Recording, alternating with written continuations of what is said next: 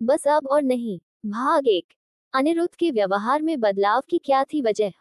उस दिन जब अविनाश अपने दफ्तर से लौटा तो बहुत खुश दिख रहा था।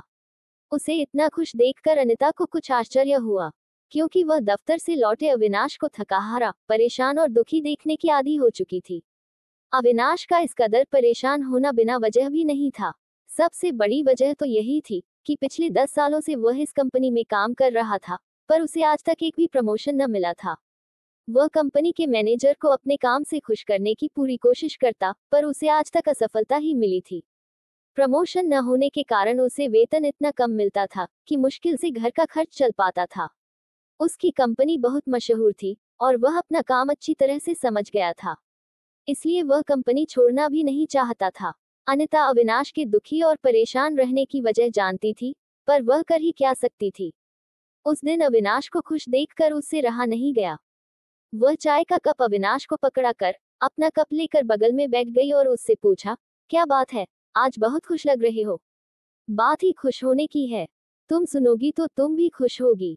अरे, ऐसी क्या बात हो गई है, जल्दी बताओ। कंपनी का मैनेजर बदल गया। आज नए मैनेजर ने कंपनी का काम संभाल लिया। बड़ा भला आदमी है, उम्र भी ज्यादा नहीं है, मेरी ही उम्र का है, पर इतनी छोटी उम्र में मैनेजर बन जाने के बाद भी घमंड उसे छू तक नहीं गया है। आज उसने सभी कर्मचारियों की एक मीटिंग ली, उसमें सभी विभागों के हेड भी थे। उसने कहा कि यह कंपनी हम सभी लोगों की है, इसे आगे बढ़ाने में हम सभी का योगदान है। हम सब एक परिवार के सदस्यों की तरह हैं, हमें एक दूसरे की मदद करनी चाहिए। कंपनी के किसी भी सदस्य को कोई परेशानी हो तो वह मेरे पास आए। मैं वादा करता हूँ सभी की बातें सुनी जाएंगी और जो सही होगा वह किया जाएगा। आखिर में उसने कहा कि इस इतवार को मेरे घर पर कंपनी के सभी कर्मचारियों की पार्टी है। आप सभी अपनी पत्नियों के साथ आएं, ताकि हम सब लोग एक दूसरे को अच्छी तरह से जान और समझ सकें। लगता है अब मेरे दिन भी बदलेंगे। तुम चलोगी ना? तुम ले चलोगे तो क्यों नहीं चलूंगी, कहकर मुस्कुराते हुए अनिता वापस रसोई में चली गई। कंपनी के कर्मचारियों की संख्या 100 से अधिक थी, जिनके रात के खाने का प्रबंध था। मैनेजर ने अपने घर के सामने एक बड़ा सा शामियाना लगवाया था। मैनेजर अपनी पत्नी के साथ शामियाने के दरवाजे पर ही उपस्थित था और आने वाले मेहमानों का स्वागत कर रहा था। मेहमान एक एक करके आ रहे थे और मैनेजर से अपना परिचय नाम और काम के जिक्र के साथ दे रहे थे। अविनाश ने भी मैनेजर से हाथ मिलाया और अनिता ने उनकी पत्नी को नमस्कार किया। अचानक मैनेजर की निगाह अनिता पर पड़ी तो उसके मुंह से निकला, अरे अनिता, तुम यहाँ कैसे? अनिता भी चौंक उठी, उसके मुंह से बोल तक न फूटे। पहचाना नहीं? मैं अनिरुद्ध। पहचान गई, तुम काफी बदल गए हो।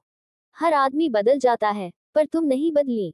आज भी वैसी ही दिख रही हो, कहते हुए अनिरुद्ध ने अपनी पत्नी की तरफ संकेत किया। अनिता, ये है अंजलि मेरी पत्नी, और तुम्हारे पति कहाँ हैं? अनिता ने अविनाश को आगे करके इशारा किया और अंजलि को अभिवादन कर उससे बातें करने लगी।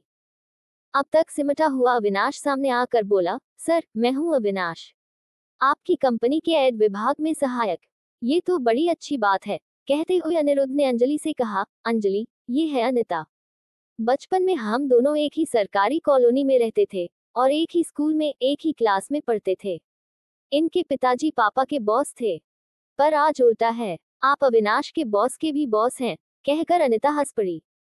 नहीं, हम लोग आज से बॉस और मातहत के बजाय एक दोस्त के रूप में काम करेंगे। क्यों अविनाश, ठीक है ना? खैर, और बातें किसी और दिन करेंगे, आज तो बड़ी भीड़ भाड़ है, कहते हुए अनिरुद्ध अन्य मेहमानों की तरफ मुखातिब हुआ, क्योंकि अब तक कई मेहमान आकर खड़े हो चुके थे। पार्टी समाप्त होने पर अन्य लोगों की तरह अविनाश और अनिता भी वापस अपने घर लौट आए। अविनाश बहुत खुश था, उससे अपनी खुशी संभाले नहीं संभल रही थी। सोते समय अविनाश ने अनिता से पूछा, क्या ये सच है कि मैनेजर साहब तुम्हारी कॉलोनी में रहते थे और तुम्हारी क्लास में पढ़ते थे? इसमें झूठ की क्या बात है? जब पिताजी की नियुक्ति जौनपुर में थी, तो हमारी कोठी की बगल में ही अनिरुद्ध का क्वार्टर था और अनिरुद्ध मेरी ही क्लास में पढ़ता था। अनिरुद्ध पढ़ने में तेज था, इसलिए वह आज तुम्हारी कंपनी में मैनेजर बन गया, और मैं पढ़ने में कमजोर थी, इसलिए तुम्हारी बीवी बनकर रह गई, कहकर अनिता मुस्कुरा तो पड़ी, पर यह मुस्कुराहट जीवन की दौड़ में पिछड़ जाने की कसक को भुलाने के लिए थी। अविनाश तो किसी और दुनिया में मशगूल था। उसे इस बात की बड़ी खुशी थी कि मैनेजर साहब उसकी पत्नी के पुराने परिचितों में से हैं। मैनेजर साहब इतना तो सोचेंगे ही कि मेरा प्रमोशन हो जाए। पता नहीं, लोग बड़े आदमी बनकर अपना अतीत भूल जाते हैं। नहीं अनिता, मैनेजर साहब ऐसे आदमी नहीं लगते।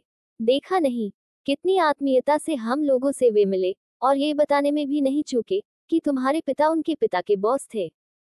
मुझे नींद आ रही है।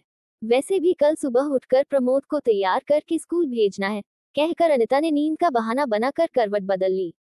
थोड़ी ही देर में अविनाश भी खर्राटे भरने लगा। नींद अनिता की आंखों से कोसों दूर थी। उसने कुशल स्त्री की भांति अविनाश को सिर्फ इतना ही बताया था कि वह अनिरुद्ध से परिचित है। वह बड़ी कुशलता से यह छिपा गई कि दोनों एक साथ पढ़ते पढ़ते एक दूसरे को चाहने लगे थे। 12वीं कक्षा में तो दोनों ने अपने प्यार का इजहार भी कर दिया था, पर दोनों जानते थे कि उन दोनों की आर्थिक स्थिति में बहुत अंतर है और दोनों की जाति भी अलग है। इसलिए घर वाले दोनों को विवाह करने की अनुमति कभी नहीं देंगे। दोनों ने ये तय किया था कि पढ़ाई पूरी करने के बाद वे दोनों नौकरी तलाश करेंगे और उसके बाद अपनी मर्जी से विवाह कर लेंगे।